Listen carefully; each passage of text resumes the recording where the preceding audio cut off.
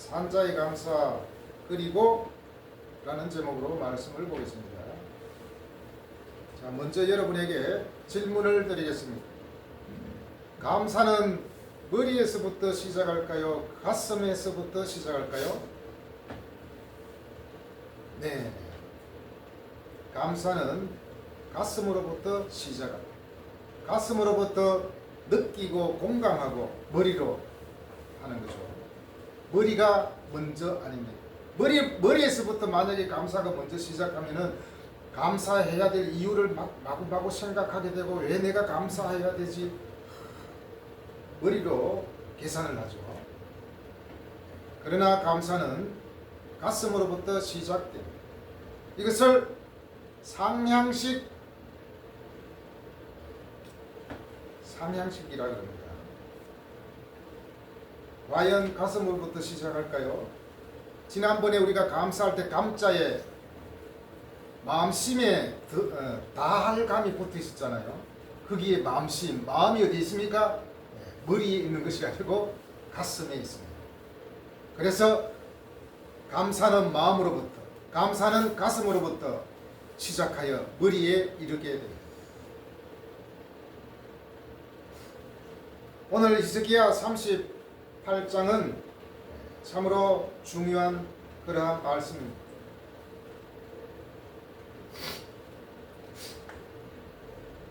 히스기야는 어쩌면 다윗 다음으로 경건한 그러한 하나님의 종이 아닌가 우리가 성경을 통해서 알 수 있습니다. 이제 하나님이 이사야 선지자를 통해서 히스기야에게 너는 이제 곧 죽게 될 것이다 라고 예언하셨습니다. 이 말씀을 들은 히스기야는 곧바로 2절에서 얼굴을 벽으로 향하여 기도하기 시작했다고 되어 있습니다. 벽으로 향했다는 것은 오직 하나님께만 기도하고 하나님만 바라보겠다는 그러한 모습입니다. 모든 걸 뒤로 물리고 오직 벽만 향하여 하나님께만 향하여 자신의 지금 죽음을 목전에 두고 하나님께 간구하고 있는 것입니다. 여호와여 내가 선하게 행한 것을 기억해 달라고 하면서 심히 통곡하며 기도하게 됩니다. 우리도 어쩌면 마찬가지일 겁니다. 너 며칠 있다가 죽게 돼 하면은 까닭없이 내가 죽게 된다고 하니까 얼마나 원통하고 억울하겠습니까? 아마 우리도 이 히스기야처럼 이렇게 기도하지 않을까? 하나님 나를 살려주옵소서. 사실 이게 우리의 모습이 되어야 합니다. 그래서 진심으로 기도하는 그 히스기야의 기도를 들었습니다. 그래서 내 기도를 들었고 내 눈물을 보았노라고 하시면서 15년 동안 생명을 연장시켜 주십니다. 그리고 6절에서 예루살렘의 막강한 아수르의 군대 앞에서 보호할 것이라고 약속하십니다. 이제 그 이후에 10절부터는 히스기야의 시편에 속하며 살려주신 하나님을 향한 감사의 시편이라 할 수 있습니다. 설교를 준비하면서 가장 먼저 사실은 14절이 눈에 띄었습니다. 14절이 어떤 말씀입니까? 같이 읽어보겠습니다. 나는 제비같이 학같이 지적이며 비둘기같이 슬피 울며 내 눈이 쉬하도록 앙망하나이다. 여호와여 내가 압제를 받았으니 나의 중보가 되옵소서.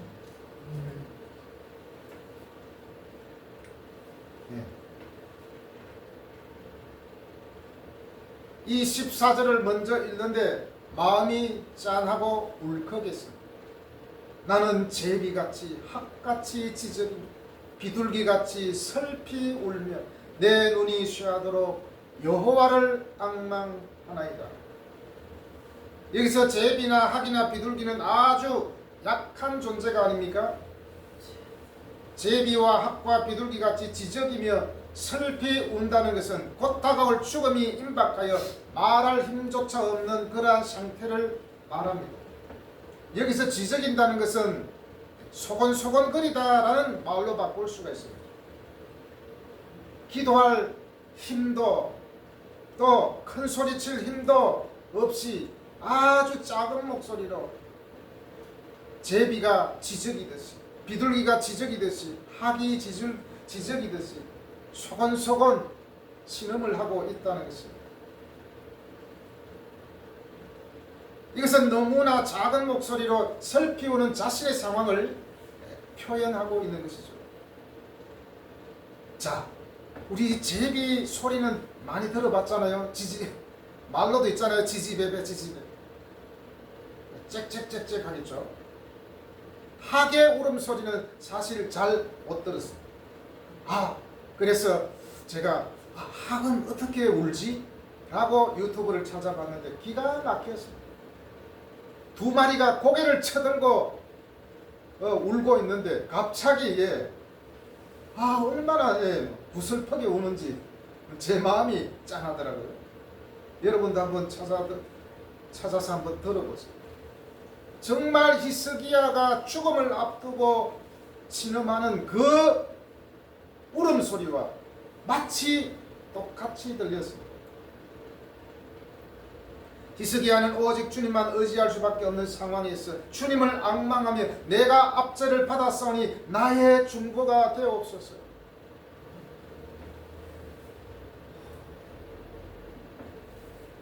하나님께서 죽음이라는 큰 시련과 고통을 주심으로 말미암아 그는 마음의 압박을 받습니다.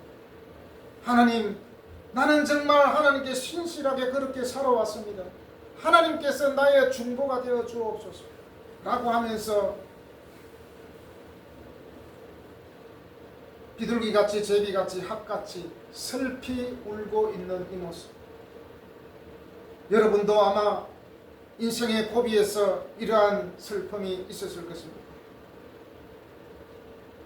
그런데 이 가운데서도 히스기야는 15년이라는 생명을 연장받고 하나님께 이제 감사 찬양을 하고 있는 것이 바로 17절에서 20절까지입니다.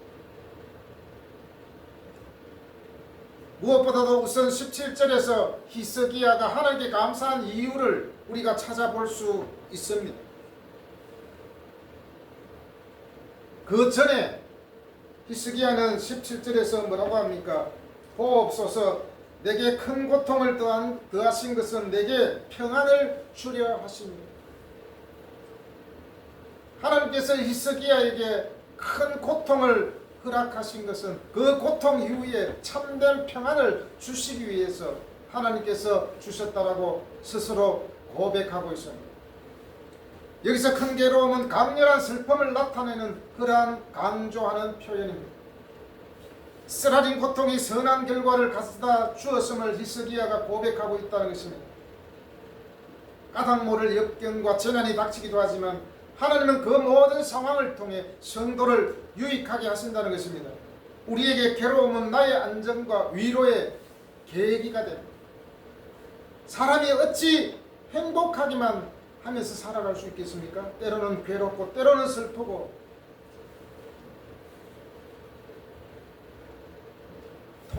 통곡하고 싶은 그러한 마음이 얼마나 많이 있겠습니까? 히스기야가 이렇게 고백한 이유가 무엇입니까? 바로 이러한 괴로움은 자신의 안전과 위로의 계기가 되었기 때문입니다. 그래서 그것은 나를 위해 기도하게 하였고 하나님께서 응답과 나의 생명을 연장해 주셨기 때문입니다. 큰 시련이 다 그치면 그 뒤에 평안이 찾아오잖아요. 어떤 배가 풍랑을 맞이하여 항해를 하다가 안전한 항구에 당도했을 때 그 적막함과 평화로움은 이루 말할 수 없겠죠.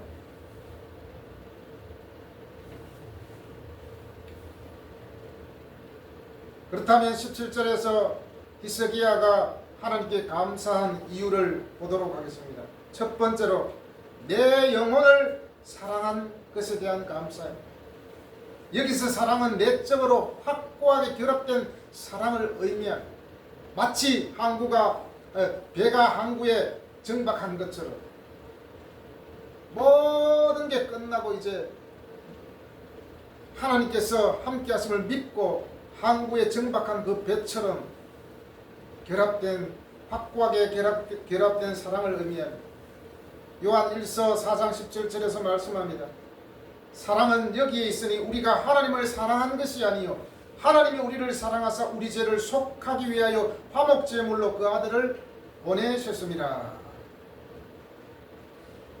바로 뒤에서 또 언급하겠지만 여호와가 히스기야를 멸망의 구덩이에서 건져준 것과 그 일이 바로 사랑의 동기에서 이루어졌다는 것을 한테 묶어서 표현한 것입니다.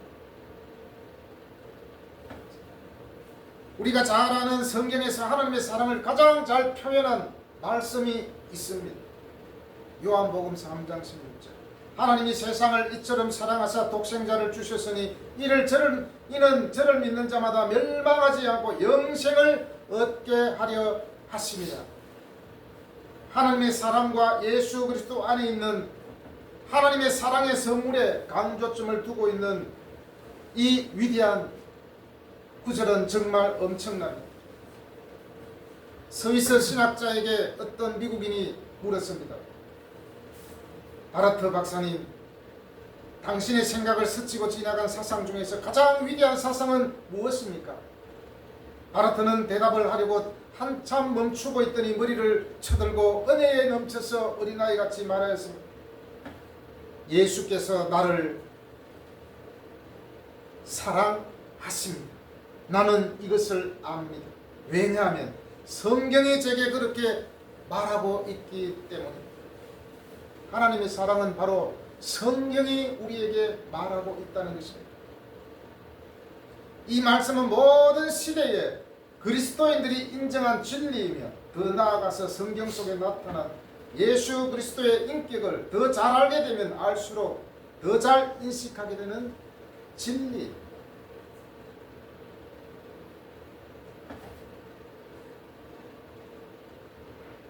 찬양 가사 중에 이런 게 있잖아요. 가장 아름다운 말은 예수님께서 날 사랑하신단 말. 가장 아름다운 말은 예수님께서 나를 사랑하신다는 말이 가장 아름답다고 합니다.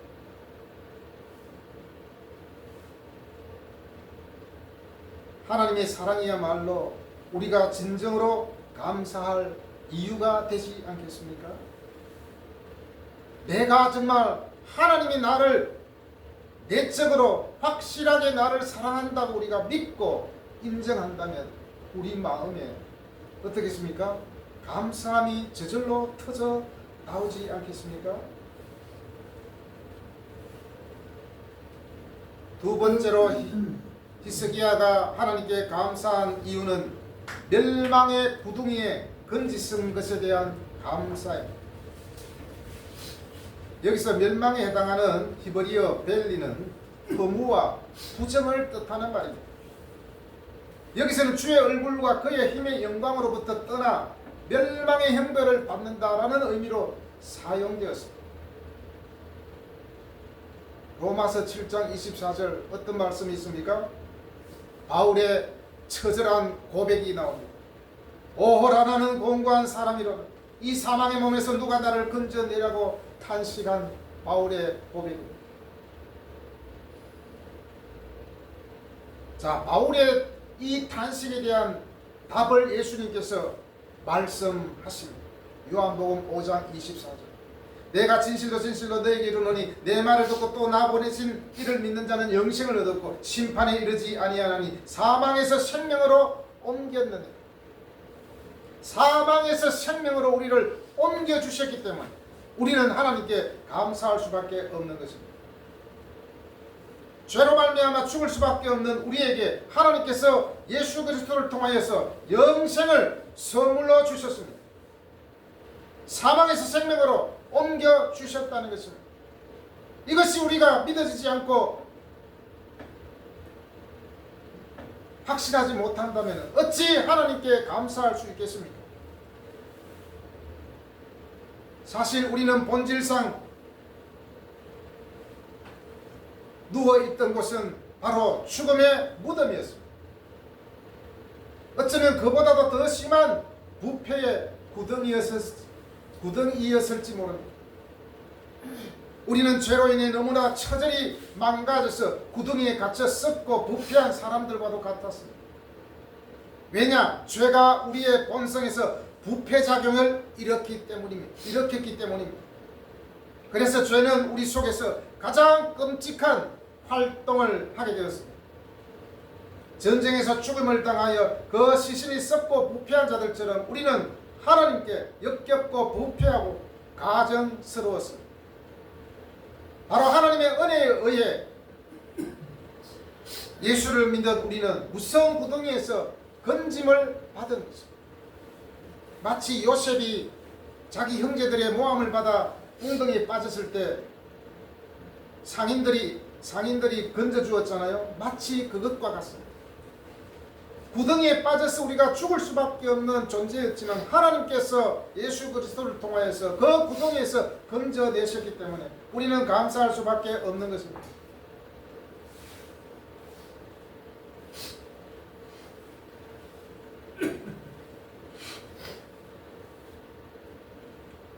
우리가 부패의 구덩이에 있을 때 우리에게 긍휼을 베푸시도록 하나님을 움직인 것은 바로 무엇입니까? 그분의 사랑이었습니다. 이 사실을 우리는 기억하고 떠올리는 것이 너무나도 중요합니다. 주님은 우리가 혐오스러운 상태에 있을 때조차 우리를 사랑하셨다는 것입니다. 이것은 사랑의 신비입니다.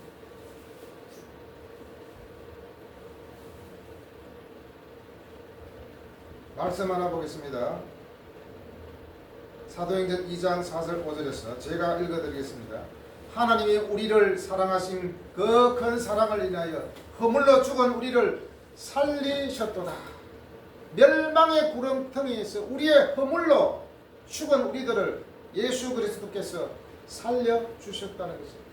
이것이 우리가 감사해야 할 내용입니다. 히스기야가 질병으로부터 회복된다는 것은 하나님이 그의 죄를 용서하고 그를 받아들이심을 나타내는 증거였습니다. 그렇기 때문에 본절은 시편 기자의 찬양을 통하여서 우리는 또 한 번 상기시킬 수 있습니다. 시편 103편 2절 3절 내 영혼아 여호와를 송축하며 그 모든 은택을 잊지 말지어다.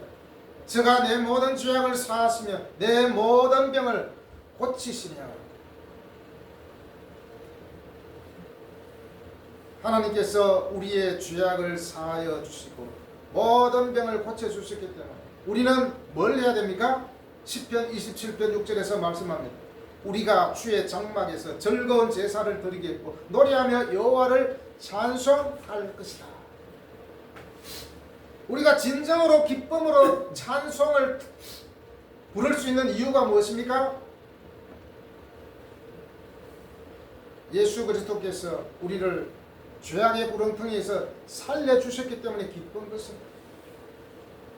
그냥 어떤 자극에 의해서 흥분되어서 그냥 막 외치는 찬양이 아니라는 것입니다.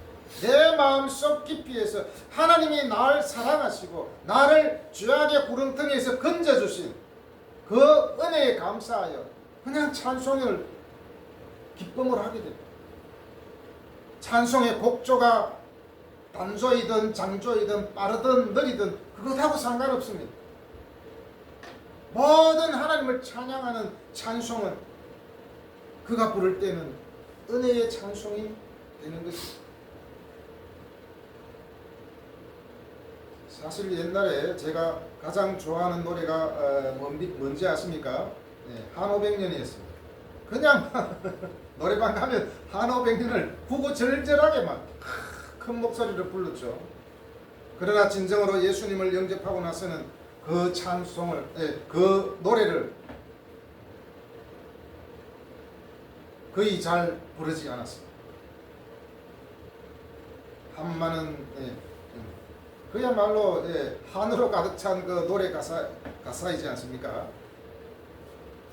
우리가 찬송해야 될 것은 바로 여호와 하나님, 나를 사랑하시고 나를 죄악의 구렁텅이에서 건져주신 그 하나님을 찬송할 때 어찌 기뻐하지 아니할 수 있습니까? 그래서 어떤 사람은 이렇게 말합니다. 예배할 때 너무 찬송을 할 때, 찬양을 할 때 기계적인 음으로 너무 이렇게 자극을 하는 것을 반대하는 사람들이 있어요. 왜냐? 감정을 너무 자극하다 보면 그 시간에는 감정에 도취되어서 열심히 부르지만 끝나고 나면 그냥 허무하고 집에 가면 그냥 아무것도 남는 게 없죠. 마치 이것입니다.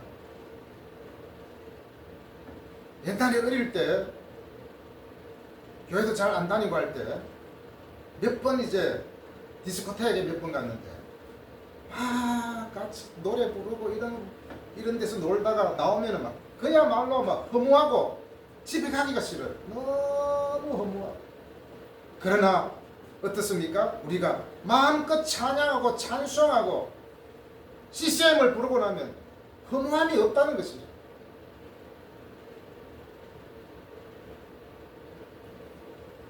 세상의 즐거움과 세상의 노래는 물론 잠깐 위로는 되지만은 그것이 진정으로 우리를 위로해 주지 못하고 오히려 허무함을 우리에게 가져다 줄 수 있다는 것이죠. 세 번째로 히스기야가 하나님께 감사한 이유는 죄를 용서하시고 기억하지 않으신 것에 대한 감사입니다. 거기 보면은 뭐라고 되어 있습니까? 내 모든 죄를 주의 등 뒤에 숨기셨나이다. KJV 성경에는 이렇게 번역해 놨습니다. 나의 모든 죄는 당신 뒤에 있습니다. 당신 뒤에 있습니다. 등 뒤에 던지다라는 말은 주님께서 사라지게 하다, 망각하다, 전혀 관심을 갖지 않는다라는 뜻이 있습니다. 죄는 이제 더 이상 관심이나 주목의 대상이 되지 못한다는 것을 생생하게 보여주는 표현입니다. 예수님께서는 사람들의 조롱과 배신과 음모를 알고 계셨지만 예수님께서 달리신 등 뒤에 있는 십자가에 인류의 모든 죄를 함께 못 박으셨습니다. 이것을 바로 믿고 회개한 자는 그 사람의 회개한 자의 죄는 더 이상 기억하지 않으신다는 것입니다. 나는 이제 너의 죄를 몰라. 왜냐? 한번 용서해 주셨기 때문에. 사람들은 그렇지 않잖아요. 용서해 줬다고 끝나지 않습니다. 그래도 그 사람을 보면은 죄가 막 기억이 납니다. 너 나한테 이런 나쁜 짓 했지, 기억이 나지 않겠습니까? 그러나 하나님은 그 모든 죄를 회개한 이후에는 기억하지 않겠다는 것입니다. 그래서 이것이 감사하다는 것입니다. 만약에 하나님이 우리의 죄를 기억하시고 그것을 그대로 보고 계신다면 우리가 살 수 있겠습니까? 하나님이 우리의 죄를 기억하지 않겠다고 하셨어요. 우리는 안심하고 살아갈 수 있는 것입니다. 사도 히스기야는 자신의 병을 죄에 대한 하나님의 사법적인 심판으로 보았습니다. 그래서 그런 상황에서 자신의 죽음은 죄를 사함받지도 못하고 죽는 것으로 보았습니다. 시편 103편 12절에서 잘 표현해 주는 말씀이 있습니다. 동이 서에서 먼 것 같이 우리의 죄가를 우리에게서 멀리 옮기셨습니다. 우리의 죄를 멀리 동쪽으로 서쪽으로 멀리 옮겼기 때문에 우리는 더 이상 하나님께서 죄를 기억하지 않기 때문에 우리는 죄책감에 시달릴 필요가 없다는 것입니다. 이것이 바로 하나님께서 주신 은혜이며 우리는 감사해야 될 내용이 아니겠습니까?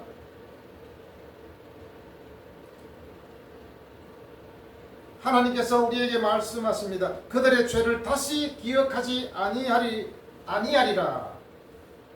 위대하신 아버지의 마음은 우리가 행한 무례들을 깊이 간직하지 않으십니다.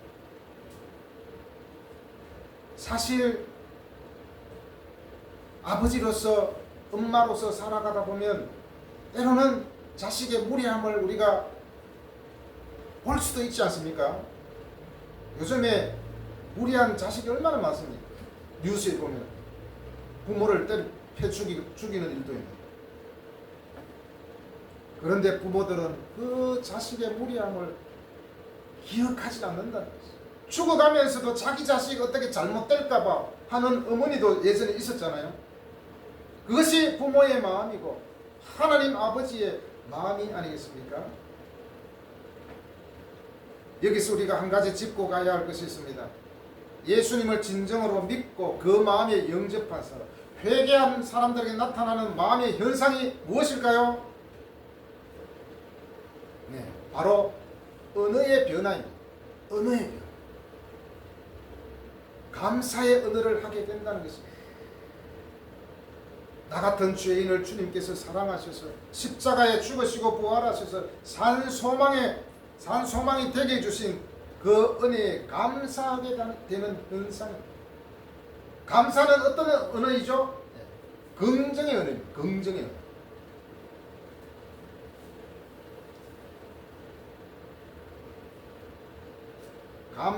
감사라는 긍정의 언어를 많이 쓰는 사람이 회복 탄력성도 엄청 좋다고 합니다. 어떤 어려움을 만나고 고난을 겪고 난 후에 빨리 회복되어진다는 것입니다. 바로 예수 믿는 사람들이 바로 그것입니다. 예수 믿는 사람이 전혀 감사치도 못하고 마음에 늘 허무함과 허망함이 있다면 도대체 이 사람의 정체성은 무엇이겠습니까? 회개한 사람의 그 입술에는 감사의 말과 동시에 긍정의 언어를 내뿜는다는 것입니다. 긍정의 언어를 사용하는 사람은 자신의 장점이 보이기 시작합니다. 그리고 다른 사람을 볼 때도 상대방의 장점이 보이기 시작합니다. 무엇보다도 세상이 다르게 보입니다.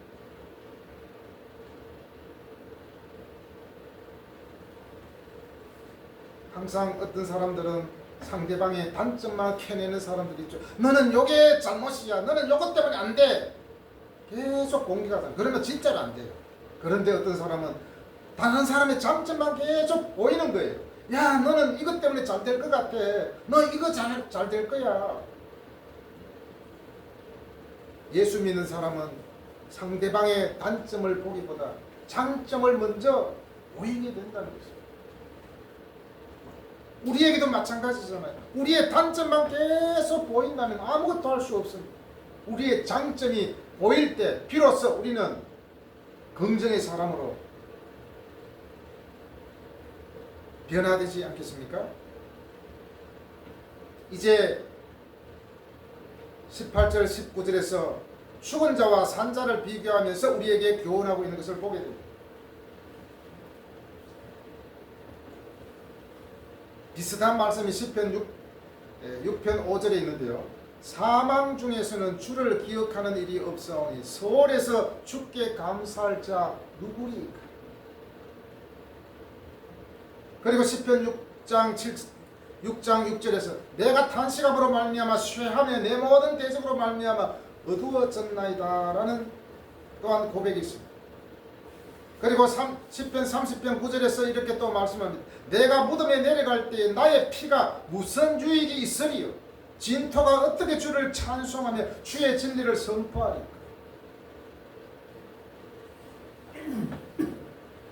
그리고 시편 115편 17절에서 말합니다. 죽은 자들은 여호와를 찬양하지 못하나니 적막한 대로 내려가는 자들은 아무도 찬양하지 못하리라. 다시 말하면 죽은 사람들은 찬송도 감사도 할 수 없다는 것입니다.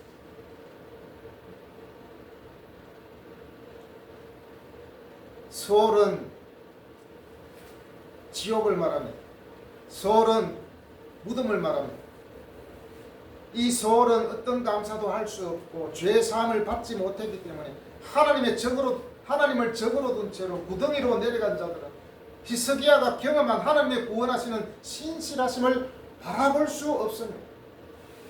무덤에 내려간 사람은, 구덩이에 내려간 사람은 여전히 하나님을 대적하며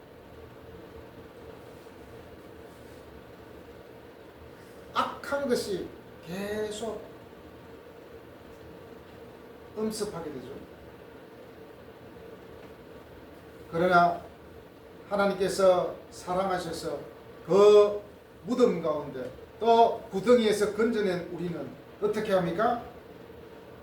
데살로니가전서 3장 9절에서 말합니다.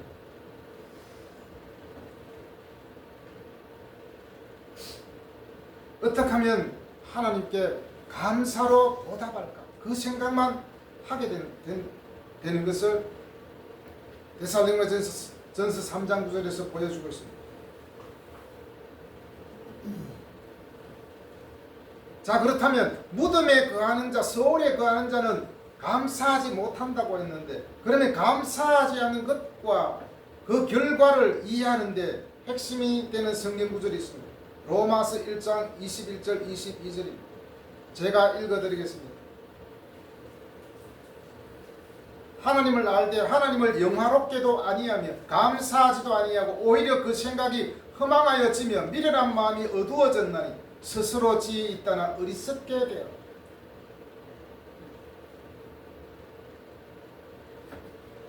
허망한 생각과 미련한 마음은 감사하지 않은 데서 비롯되고 하나님을 영화롭게 하지 않는 데서 비롯됩니다. 감사하지 않는 것은 다른 많은 죄의 뭐죠? 근원이라는 것입니다. 사실은 모든 불의의 밑바닥에는 감사하지 않는 것이 있기 때문에 그렇습니다. 하나님이 주신 좋은 선물들에 대해 감사하는 것은 많은 죄의 유혹과 습관을 극복하는 데 필요한 올바른 반응입니다. 에베소서 5장 4절에서 뭐라고 말씀합니까? 누추함과 어리석은 말이나 희롱의 말이 마땅치 아니하니 오히려 감사하는 말을 하라. 예수 믿고 회개하고 거듭난 사람은 뭐죠? 감사하는 말을 하라고 합니다. 우리는 감사보다도 헛된 말, 속인 말, 불평의 말 이런 말을 주로 하지 않습니까? 진정으로 거듭난 사람은 그 감사는 가슴으로부터 시작된다는 것입니다. 가슴으로부터 시작하고 머리로 기억하고 머리로 또한 결정하게 됩니다. 아무리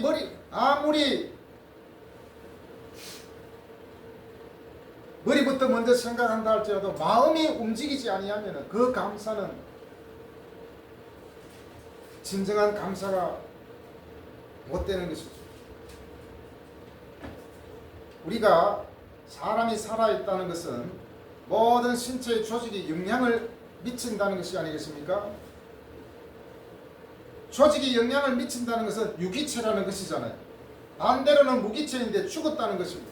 더 이상 죽은 사람의 조직은 아무런 영향을 미치지 못한다는 것이죠. 그렇기 때문에 죽은 사람, 무덤에 있는 자는 당연히 감사와 찬양을 할 수 없습니다. 마찬가지로 영적으로 죽은 사람도 똑같습니다. 감사와 찬양을 할 수 없습니다. 허무와 멸망의 자리에서 벗어난 우리는 감사할 수밖에 없는 존재입니다. 다른 사람은 감사할 게 뭐가 있냐고 묻는다 할지라도 우리는 마땅히 그럼에도 불구하고 나는 감사할 수밖에 없어. 라는 고백이 여러분에게 있기를 바라요. 그러면 어떤 자가 하나님께 감사할 수 있습니까? 산자가 감사할 수 있다는 것입니다. 히스기야는 고백합니다. 오직 산자, 곧 산자는 오늘 내가 하는 것과 같이 주께 감사한다고 말하고 있습니다. 자, 여기서 재밌는 히브리어가 있습니다. 산자 곧 산자, 히브리어로 어떻게 말합니까? 지난주 설교에서 만들다를 뭐라고 했죠? 아사라고 했잖아요. 이 산자 곧 산자는 히브리어로 더 좀 우리가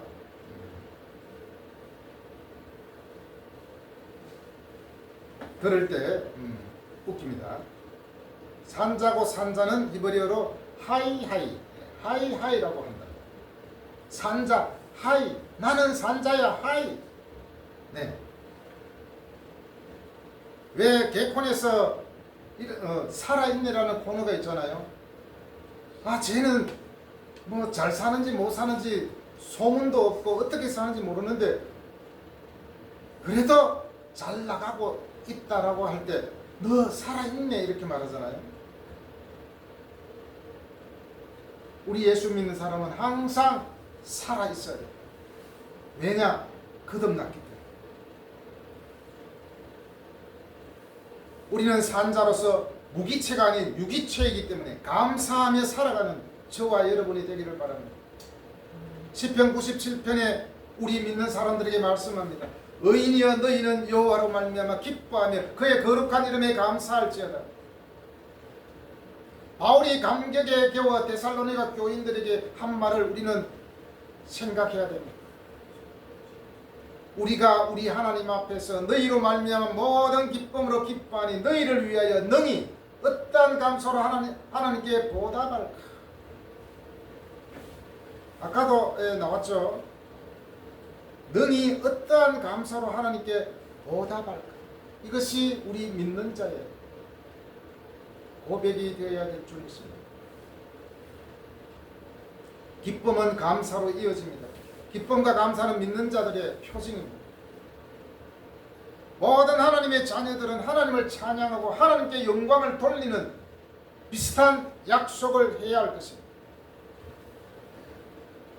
히스기야가 약속한 그 약속의 내용이 뭐죠? 우리 한번 읽어보겠습니다. 38장 19절 다시 읽어보겠습니다. 시작. 19절. 오직 산자고 산자는 오늘 내가 하는 것과 같이 주께 감사하며 주의 진실을 아버지가 그 자녀에게 알게 하리이다. 오직 산자 곧 산자는 오늘 내가 하는 것과 같이 주께 감사하며 주의 진실을 아버지가 그의 자녀에게 알게 하리이다. 한마디로 다른 사람에게 또 자신의 자녀에게 말하겠다는 것입니다. 그렇다면 우리는 어떻습니까? 우리의 그 감사를, 우리의 기쁨을 다른 사람에게 말할 수 있습니까?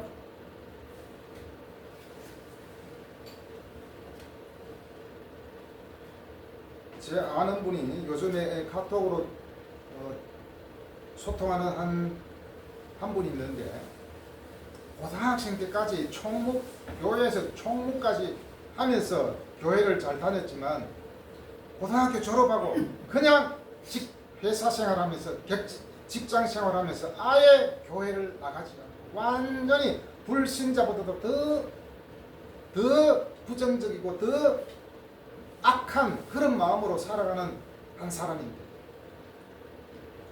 얼마 전에 개인적으로 만나서 이제 그 사실을 알려줬죠. 아, 자기도 사실은 어릴 때 학생부 총무까지 했다라고. 그런데 그의 마음에는 하나님이 전혀 없어요. 그래서 늘 저한테 가끔씩 이렇게 이모티콘이나 그림을 보내주면 건강하세요, 건강하세요 이렇게 말을 합니다. 그래서 어제 제가 이렇게 답변을 드렸습니다. 제가 몸이 건강하고 마음이 건강하려고 노력하는 이유는 하나님을 믿는 믿음이 있기 때문입니다 라고 답변을 보냈어요. 그러니까 그냥 웃는 이모티콘을 보냈더라고요. 우리가 기뻐하고 감사하고 살아갈 이유가 무엇인지 우리는 누군가에게 말해줄 수 있어야 합니다. 모든 하나님의 자녀들은 하나님을 찬양하고 하나님께 영광을 돌리는 그러한 약속, 다짐을 늘 해야 됩니다. 구약 성경에서는 부모의 가르침을 받는 것을 소중히 여기고 있습니다. 그래서 신명기 6장 4절 9절에서 뭐라고 말합니까? 이스라엘아 들으라, 우리 하나님 여호와는 오직 유일한 여호와시니 너는 마음을 다하고 뜻을 다하고 힘을 다하여 내 하나님 여호와를 사랑하라. 그러면서 뭐라고 말했습니까? 네 자녀에게 부지런히 가르치며 집에 앉았을 때든지 길을 갈 때든지 누워 있을 때든지 일어날 때든지 이 말씀을 강론할 것이다. 자녀들에게, 나의 후손들에게, 후배들에게 이것을 가르쳐 지키게 하라는 것입니다. 우리는 이렇게 말할 수 있잖아요. 내 마음도 제대로 간수 못하는데 누구를 내가 생각할 수 있어? 이렇게 말합니다. 그것은 예수 믿는 자의 자세가 아니라고 생각합니다.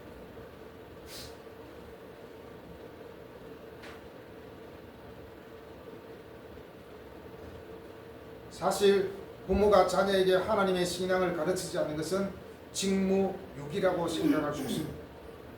어떤 분은 유아 세례까지 받았음에도 아이를 교회에 보내지 않는 분도 있습니다. 유아 세례가 무엇입니까? 내 아이를 앞으로 신앙적으로 잘 키우겠다는 부모님의 고백이 아니겠습니까? 그 고백을 했음에도 불구하고 자녀를 신앙적으로 키우지 못합니다. 그러한 것들이 한국 교회에 얼마나 많이 있는지 모릅니다. 신앙교육은 사실 가정에서부터 시작되어야 됩니다. 이제 20절에서 히스기야는 죽을 때까지 평생토록 하나님을 찬양하겠다고 맹세하고 있습니다.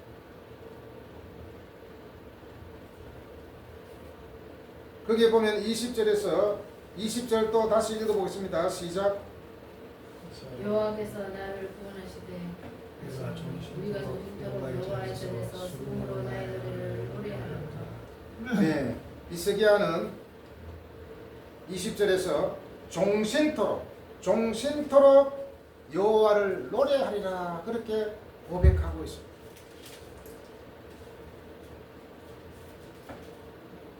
하나님의 은혜를 절감한 마음의 감격적인 그러한 반응을 볼 수 있습니다. 일평생 하나님을 찬양해도 충분하지 않다는 그러한 뜻이 담겨 있습니다. 자신의 업적을 자랑하는 위선적인 마음은 하나님을 찬양할 이유를 찾지 못합니다. 자신의 존재 자체가 하나님께 의존된 것임을 교만 때문에 깨닫지 못합니다. 나는 철저하게 하나님께 의존되어야 돼 라는 것을 깨닫지 못한다는 것입니다. 그 반면에 나는 정말 하나님께서 나를 사랑하시고 지금까지 인도하셨다 라는 것을 깨닫는 사람은 어떻게 됩니까? 평생도록 하나님, 나는 하나님을 찬양할 것입니다. 이러한 고백을 하시지 않겠습니까? 우리의 삶은 찬양을 멈추서는 결코 안 됩니다. 여전히 우리나라는 직장에서 일할 수 있는 나이가 정해져 있잖아요. 정년이 정해져 있습니다. 그러나 하나님을 찬양하고 노래하는 데는 정년이 없음을 우리는 히스기야를 통해서 볼 수 있습니다. 우리는 예수 그리스도 안에서 산 자들입니다. 죽은 자가 아닙니다. 산 자들은 감사와 찬양을 해야 됩니다. 죽은 자는 결코 감사할 수 없습니다. 우리는 살아있기 때문에 하나님께 감사해야 됩니다.